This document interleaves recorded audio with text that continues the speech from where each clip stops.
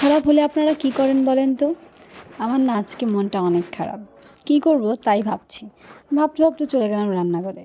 তাই আজকের আমার সমুচাই স্পেশালে আপনাদের সবাইকে স্বাগতম। আমি ১ম এ অনেকগুলো পাতলা, পাতলা শিট বানিয়ে নিয়েছি। আপনারা যদি কেউ ইন্টারেস্টেড হন জানতে অবশ্যই আমি ভিডিওগুলো আপলোড করব। আজকে এগুলোর ভিডিও করিনি। একদম সিম্পল একটা সমোচার ভিডিও আপলোড করেছি মাত্র। একদম পাতলা শিটস দেখতেই পাচ্ছেন এটা কতটা পাতলা হয়েছে। এটা পুরোটাই আমি নিজে হাতে করেছি।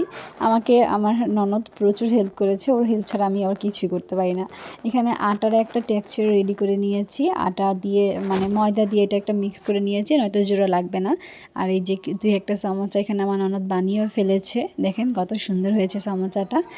আর এই সমোচাগুলোর পাশে ভিতরে পুর দেওয়ার জন্য আলু দিয়ে একটা মিক্স রেডি করে নিয়েছি। সব কিছুই আমার ননদ আর আমি দুজন মিলে করছি, একা করছি না। এই যে সমোচা দেখেন একদম পারফেক্টলি মানে বাইরের সমোচার মতন দেখাই যাচ্ছে, কিন্তু এখন খেতে কেমন হয় সেটাও দেখাবো ইনশাল্লাহ। ভিডিওটি পুরোপুরি দেখলে তখন বুঝতে পারবেন এটা দেখতে যেমন হয়েছে খেতে কেমন হয়েছে। ইনশাল্লাহ আপনাদেরকে সম্পূর্ণটাই দেখাবো। অনেকগুলো সমোচা এখানে বানিয়ে অলরেডি রেডি করে ফেলেছি। এখন আপনাদের দেখাবো আমি কিভাবে বানাচ্ছি। লম্বা লম্বা শিটসগুলো দিয়ে মানে মেকিং প্রসিডিউরটা দেখাবো। এক হাতে কোনোভাবেই সম্ভব হচ্ছিল না, তাই ননদকে ডেকে বললাম আমার ফোনটা একটু তুমি ধরে যদি হেল্প করতে তাহলে ভালো হতে। ওই আবার ওপাশে ভাজার কাজে ব্যস্ত, অনেক বেশি করে বানিয়েছি তো দুজন মিলেও কভার করতে পারছিলাম না, এমন পরিমাণে ব্যস্ত হয়ে গিয়েছি দুজন মিলে। এই যে এখানে ময়দার যে পুরটা এটা এখানে আগে ব্রাশ করে নিচ্ছি, মানে হাত দিয়ে দিচ্ছি। আর এই পাশ থেকে একটুখানি দিয়ে দুই পাশ এবং একটা কোন আইসক্রিমের মতো করে নিব আর কি। তারপরে কোনের ভিতরে একদম ইয়েটা দিয়ে দেবো। দেখেন কেমন হয়েছে। এই যে এই কাজটা বলতে গেলে অনেক ইজি আবার অনেক টাফ। এই যে এখন আমার ননদ এসেছে, ওই কাজটা হেল্প করে এসেছে আমাকে হেল্প করতে। দেখেন এখন দুই হাতে করে আপনাকে দেখাবো। এটা একদম আইসক্রিমের কোনের মতন হয়ে গেছে। এইটার ভিতরে এখন আমি আলুর পুরটা দিয়ে দিব। দেখতেই পাচ্ছেন অনেক সহজ। আর ওই যে পাতলা শিটসের প্রসিডিউরটা কেউ যদি চান জানতে তাহলে অবশ্যই আমাকে কমেন্ট করে বলবেন, তাহলে অবশ্যই আপনাদেরকে আমি এটার ভিডিও আপলোড করব যে শিটসগুলো আমি কিভাবে বানিয়েছি।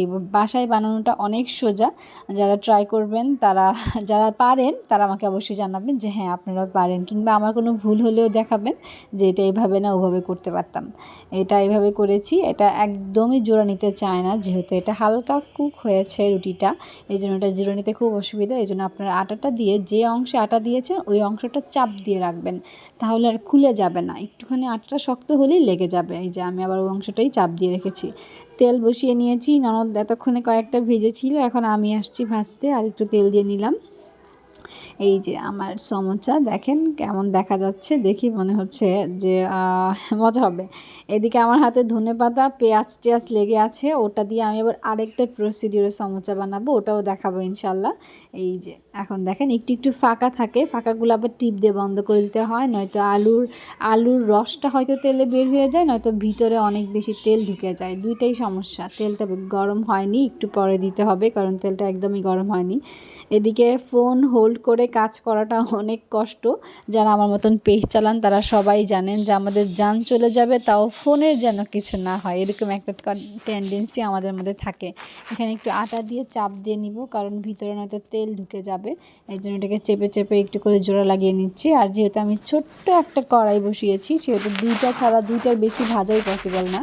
বড় কড়াই হলে হয়তো আর একটু বেশি করা যেত, কিন্তু আমি ছোট একটা কড়াই বসিয়ে নিয়েছি। সমোসাটা এদিকে ভাজা হচ্ছে, সমোসা ভাজতে ভাজতে ওদিকে আবার আমার ননদ অন্য একটা স্টাইলে সব কিছু রেডি করছে।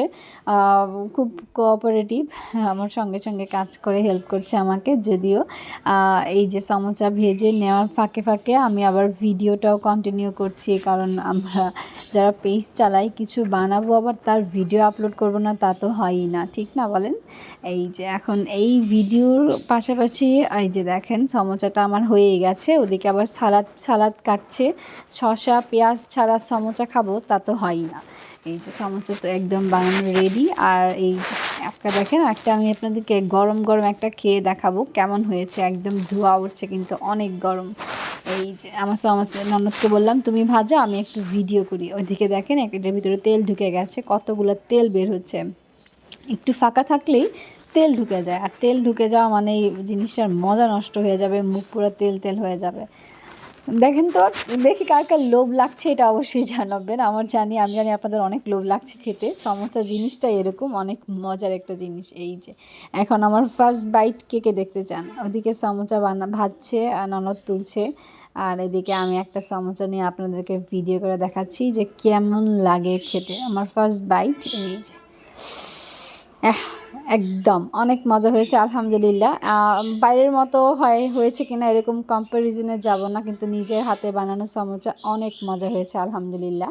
এখন হচ্ছে আরেকটা ইনগ্রিডিয়েন্টস হচ্ছে আপনারা এটা করতে পারেন। এটা নর্মালি বাইরের সমোসাতে এটাই দেয়, পেঁয়াজ কুচি, কাঁচামরিচ কুচি, ধনেপাতা কুচি, আর সঙ্গে সমোসার যে সাইডগুলো থাকে ওই মচমচাগুলো মিক্স করে সমোসার ভেতর ঢুকিয়ে ওটা বানায়। এই যে সমোসা সব বানানো রেডি। এখন দেখেন এই জিনিসটা কার কার লোভ লাগছে অবশ্যই জানাবেন।